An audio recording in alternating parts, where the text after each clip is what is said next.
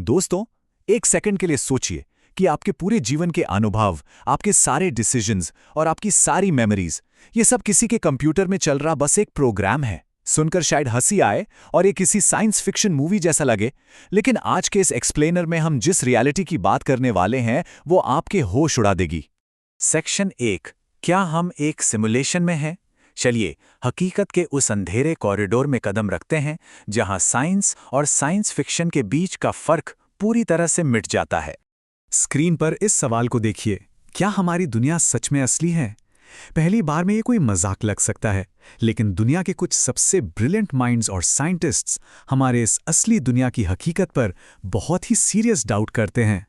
Take visionaries का तो यहां तक मानना है कि हम किसी ओरिजिनल या बेस रियलिटी में मौजूद हैं। इसके चांसेस बिलियंस में सिर्फ एक हैं। जी हां, अरबों में एक। यानी हमारे असली ब्रह्मांड में होने की संभावना ना के बराबर है। तो आखिर इतने बड़े दावे के पीछे लॉजिक क्या है?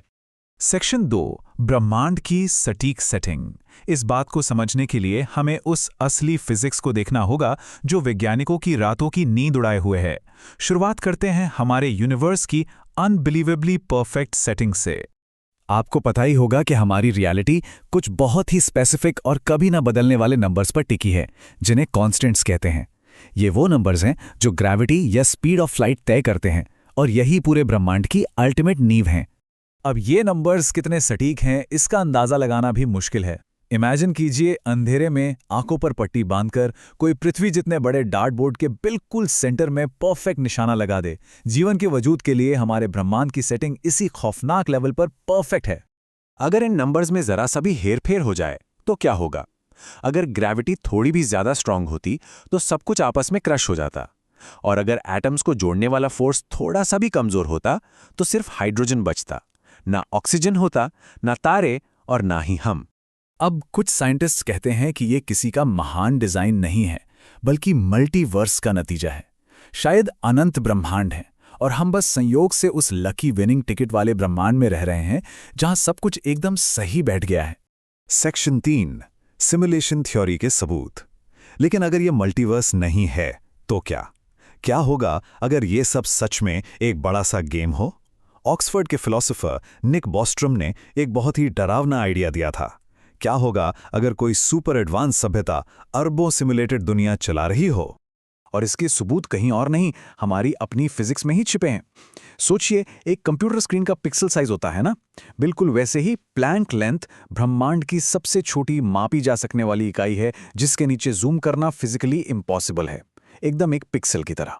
और स्पीड ऑफ लाइट को ही ले लीजिए, ये भी तो बिल्कुल एक कंप्यूटर प्रोसेसर की हार्ड लिमिट की तरह काम करती है।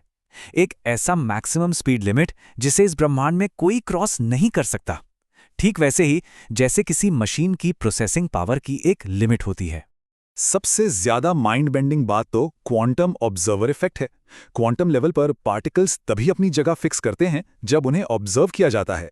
क्या ये एकदम वैसा नहीं है जैसे वीडियो गेम में प्लेयर के देखने पर ही बैकग्राउंड रेंडर होता है? और ये सब कोई कोरी थ्योरी नहीं है। इस नंबर को देखिए, 13,39,000। इतने न्यूरॉन्स को साइंटिस्ट ने न्यूरोमैकफ्लाई वर्जन 2 एक्सपेरिमेंट में सक्सेसफुली सिम्युलेट कर लिया है। इस एक्सपेरिमेंट का रिजल्ट कमाल का था। उस कंप्यूटर के अंदर वाली डिजिटल मक्खी ने बिल्कुल असली मक्खी की तरह बिहेव किया, खुद से खाना ढूंढा।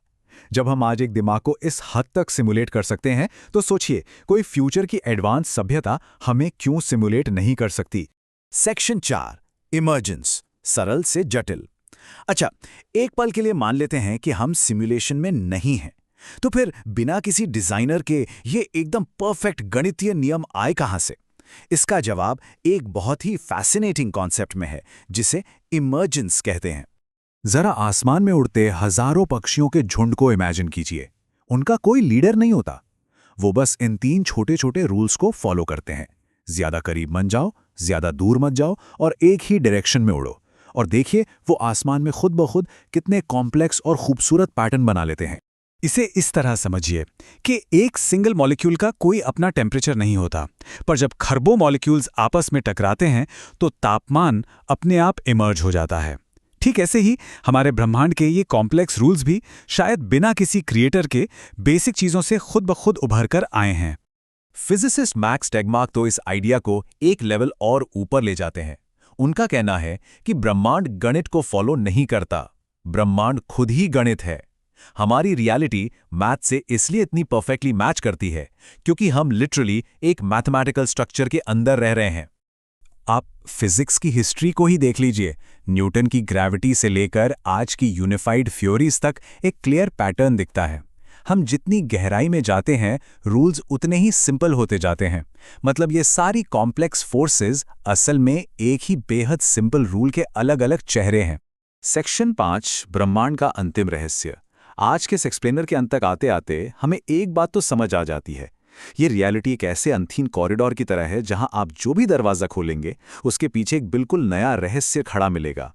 तो जाते जाते आपके लिए एक सवाल छोड़ जाता हूं, क्या हम वाकई एक कंप्यूटर प्रोग्राम है, कोई कॉस्मिक इत्तेफाक है, या फिर सिर्फ मैथ्स का एक ढांचा? शायद हम हमेशा इस खूबसूरत अंधेरे कॉरिडोर में यूं ही चलते रहेंगे बिना ये जाने कि उस आखिरी दरवाजे के पीछे क्या छिपा है।